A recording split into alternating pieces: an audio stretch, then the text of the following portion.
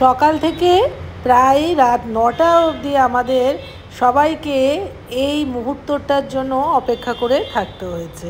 নিশ্চয়ই বুঝতে পারছো আমি কার কথা বলছি। হ্যাঁ, নিশ্চয়ই তোমরা চিনতে পেরে গেছো। আর তাকে গার্ড দেওয়ার জন্য পুলিশ ডগ অলরেডি আমাদের স্টোরের মধ্যে ঢুকে একটু বিশ্রাম নিচ্ছে, একটু জিরিয়ে নিচ্ছে। খুব সাহস করে আমি হ্যান্ডশেক করার জন্য হাতটা বাড়িয়ে দিয়েছিলাম। সব কিছুই থাকছে আমার এই ব্লকে আজকে, কিন্তু শেষ অবধি তোমাদের দেখতে হবে। আজকে শেষে কিন্তু খুব ভালো একটা চমক আছে। সকালবেলা উঠেই দাঁড়িয়ে পড়েছি ব্যালকনিতে, আর দেখতে পাচ্ছ রাস্তা আজকে প্রায় খালি। আর তার সাথে সাথে সকালবেলা থেকে আজকে বৃষ্টি শুরু হয়ে গেছে। ভীষণ ভালো ওয়েদারটা ছিল। আবার স্টোরের সামনে ফায়ার ব্রিগেড দেখে তো খুব ভয় পেয়ে গেছিলাম। কুটুস আবার কাকে একটা দেখতে পেয়ে ওর পেছন পেছন ছুটেছিল। চলো তাহলে আজকের ব্লগটা শুরু করে দিই। লাইফ অন রিলস থেকে আমি রীতা শর্মা তোমাদের কাছে চলে এসেছি আরও একটা ব্লগ নিয়ে তোমাদের সঙ্গে শেয়ার করব বলে। সকালবেলা ঘুম থেকে উঠেই যেটা দেখতে পেলাম যে এই যে দেখতে পাচ্ছ ব্যারিকেড দেওয়া হয়ে গেছে। কালকের থেকে মোটামুটি এই সব প্রস্তুতি চলছে। সারা দিন এদিক ওদিক থেকে গান বাজনা আওয়াজ ভীষণ হচ্ছে। তার মাঝখানেই আমি একটু রান্নাটা টুক করে সেরে নিয়েছি। আজকে যেহেতু আমার কর্তামশাই মানে শর্মা যে একটু বাইরে ট্যুরে গেছে, তার জন্য আমার আর মায়ের কোনো খাবারে সেরম বিশেষ কিছু ঝামেলার কিছু রাখেনি। এমনিতেই আজকে মঙ্গলবার ছিল, তার জন্য একটু নিরামিষ আলু পোস্ত বানিয়ে নিয়েছি। পোস্তটা দেখে লাল কেন মনে হচ্ছে, কারণ আমি এখানে কাঁচা লঙ্কা যেগুলো লাল থাকে সব লাল লঙ্কাগুলো দিয়ে আমি পোস্তটা বেটেছি। আর এই যে গায়ে লেগে রয়েছে এটা কিন্তু ফেলে দেবো না। পোস্তর যা দাম, বাপরে! এখন পোস্ত খাওয়া মাথায় উঠেছে। ইলিশ মাছ মাটনের মতন অবস্থা হয়ে গেছে। যাই হোক, আজকে শুধু পোস্ত ভাত হবে। অবশ্যই টুকটাক আর একটু রান্না রয়েছে ফ্রিজে, সেগুলো খাওয়ার সময় একটু গরম করে নেব। আর গরম ভাতে পোস্ত দিয়ে তো এমনিই উঠে যায় খাওয়া। তো মাও বললো যে না ঠিক আছে, আমার আর কিছু লাগবে না। সেরকম হলে একটু বেগুনও নয় ভেজে দেবো, বেগুন রেখে দিয়েছি। চলো এখন ব্যালকনিতে যাই, ব্যালকনিতে গিয়ে দেখি কি অবস্থা। সুন্দর ওয়েদার করে দিয়েছে, বাপরে কি গরম ছিল। এ মা, এখানের জল খাচ্ছে, এর তালে আর শরীর খারাপ কেন হবে না? চিৎকার করবে আর কি এবার ক্যান্ডু। সে না এবার কোথায় যাচ্ছে ওদিকে। কি ভালো ওয়েদার, কি ভালো ওয়েদার। পুরো অন্ধকার করে এসছে। বাবারে শান্তি যেন বৃষ্টিটা দেখে। সকাল থেকে আজকে খুব ভালো ওয়েদারটা ছিল, আর ভালোই বৃষ্টিটা হয়েছে। তারপরে বেলা হতে হতে বৃষ্টিটা দেখলাম থেমে গেল, কিন্তু রোদ ওঠেনি। ওয়েদারটা সত্যি আজকে খুব ভালো ছিল। তার মাঝখানে বেরিয়ে পড়েছে বিশাল একটা প্রসেশন। সেটা কারা বার করেছে কি আমি এত কিছুই জানি না। ওপর থেকে সেরকমভাবে আমি বুঝতেও পারছিলাম না। খুব হই হই আওয়াজ আর গান বাজনা সব কিছু হচ্ছে। বুঝতে পারছি সামনেই ইলেকশন আছে, তার জন্য এখন যে যার মতন দল নিয়ে আর কি বেরিয়ে পড়ছে। তো ওপর থেকে দেখতে বেশ ভালোই লাগে, টাইম পাস হয়ে যায়। আজকে আমার কাজের চাপটা অন্য দিনের তুলনায় একটু কমই ছিল, তার জন্য আমি মা কটন ক্যান্ডি আজকে বেশিরভাগ সময় আমাদের ব্যালকনিতেই কেটেছে। প্রথমত আজকে একটা ভীষণ ভালো সারপ্রাইজ আছে, যেটা সন্ধেবেলায় আমরা দেখতে পাবো। সেটা অবশ্যই তোমরা ভিডিও শেষে দেখতে পাবে।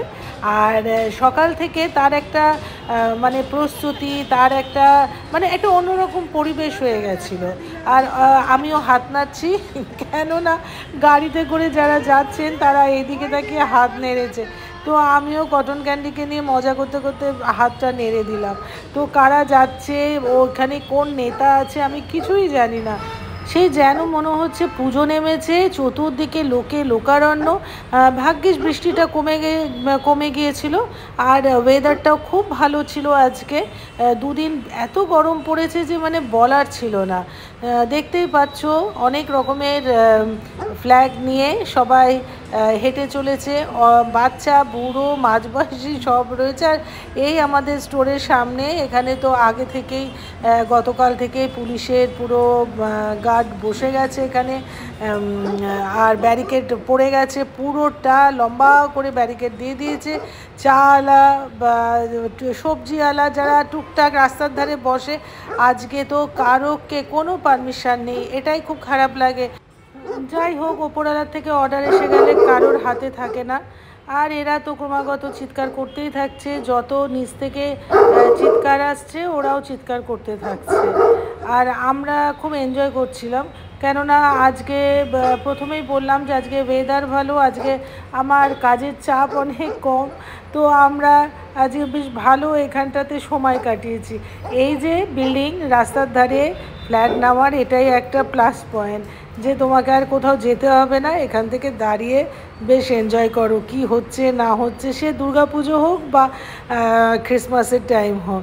এই যে এই গাড়িটা দেখে তো আমার এত ভালো লেগেছে, আমি আবার জুম করে তার জন্য তোমাদেরকে দেখাচ্ছি যে এত সুন্দর করে সাজিয়েছে ফুল দিয়ে। তার সাথে সাথে এরা যেখানে যাচ্ছে খুব সম্ভবত সেখানে কোনো অনুষ্ঠান হবে, যেখানে নাচ গান এইসবেরও কিছু ব্যবস্থা হয়তো হয়েছে, কারণ আমি দূর থেকে এদের দেখতে পেয়ে আবার একটু জুম করে দিলাম, আমি নিজেও ভালো করে দেখতে পাচ্ছিলাম না। দেখতে পাচ্ছ এরা বেশ একটা ড্রেস আপ করে রেখেছে, কোনো প্রোগ্রাম মানে এদেরই কোনো পার্টিগত প্রোগ্রাম হবে, সেখানে এরা পার্টিসিপেট করবে। তো এখান থেকে হাঁটতে হাঁটতে এখানে একটাই জায়গা রয়েছে, খানাপাড়ার দিকে একটা বড় মাঠ আছে, সেইখানে খুব সম্ভবত এইসব অনুষ্ঠানগুলো হয়। আর ক্যান্ডিও দেখতে দেখতে বোর হয়ে গেছে, ও এখন ঘরে ঢুকে চলে এসেছে।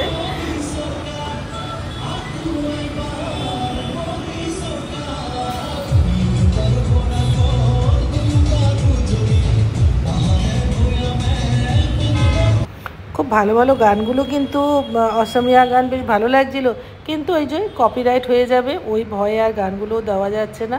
আর তোমাদেরকেও আরেকটা কথা জানানোর ছিল যে এই সব করতে করতে আমার এই ভিডিওটা পুরো এডিট করে ভয়েস রেকর্ড করে আমার মানে পোস্ট করতেই আমার অনেকটাই রাত হয়ে গেল আজকে, কেননা এত আশেপাশের থেকে এত আওয়াজ আসছিল যে ঠিকমতোভাবে আমি ভয়েস রেকর্ড করতে পারছিলাম না।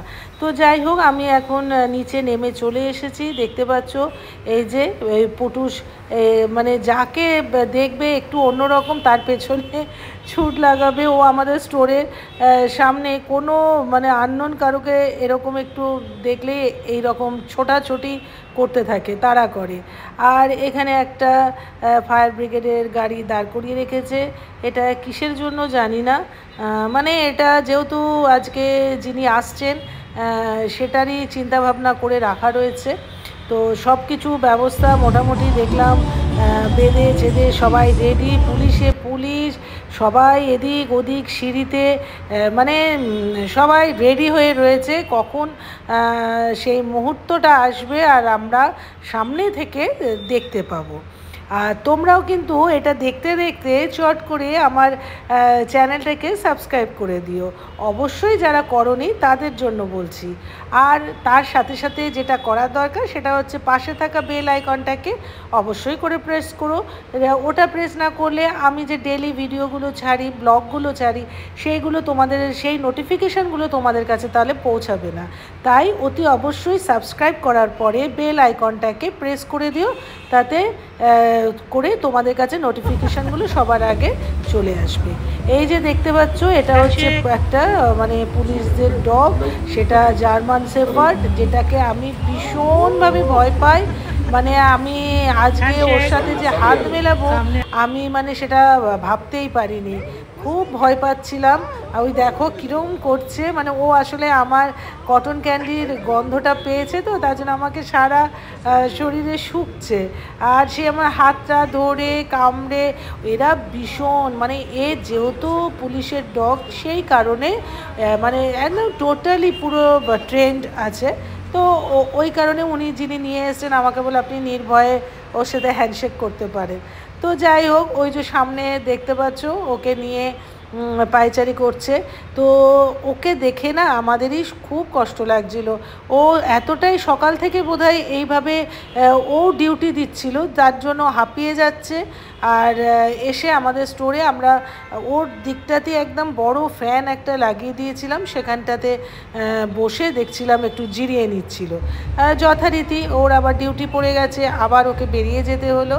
আর সেই আসল মুহূর্তটা চলে এসেছে, চতুর্দিকে হই হই হই হই হচ্ছে, নিশ্চয়ই তোমরা সেই আওয়াজগুলো শুনতে পাচ্ছ। আজকে আমাদের মোদিজি আমাদের এই গুয়াহাটিতে আসামে এসছেন, কালকে ওনার একটা প্রোগ্রাম আছে। আর আজকে মোটামুটি 6টা সাড়ে 6টার মধ্যে এই রাস্তাটায় চলে আসার কথা ছিল, কিন্তু অনেকটা লেট হয়ে গেছে। আর পরপর গাড়ি যেতে থাকছে, দুই পাশে একেবারে ভিড় হয়ে গেছে। আর এটা হচ্ছে জিএস রোড, যেটা এয়ারপোর্ট থেকে ডাইরেক্ট এটাকে এই মেন রোডের ওপর দিয়েই এখান দিয়েই যেতে হয়। তার জন্য আমাদের ভীষণ আমাদের আর কোথাও ছোটাছুটি করতে হয়নি ওনাকে দেখার জন্য। দেখতেই পাচ্ছ সিভিল ড্রেসে কিছু পুলিশ আছে, এমনি আছে পুলিশ, তারপরে ব্ল্যাক কার্ড না কি বলে ওদেরকে, সেই রকমও ঘুরছে। একজন প্রাইম মিনিস্টার, তার তো এগুলো থাকাটাই খুব স্বাভাবিক। আর এই যে গাড়িটা, এটা পুরো খুব সম্ভবত এটা টিভি চ্যানেল এইসবের হবে, কেননা বড় বড় ক্যামেরা পুরোটাই একদম সেট করা ছিল। আর তারপরেও এই গাড়িটা তো এইসব ক্যামেরাম্যান পুলিশের গাড়ি সামনাসামনি যাচ্ছে।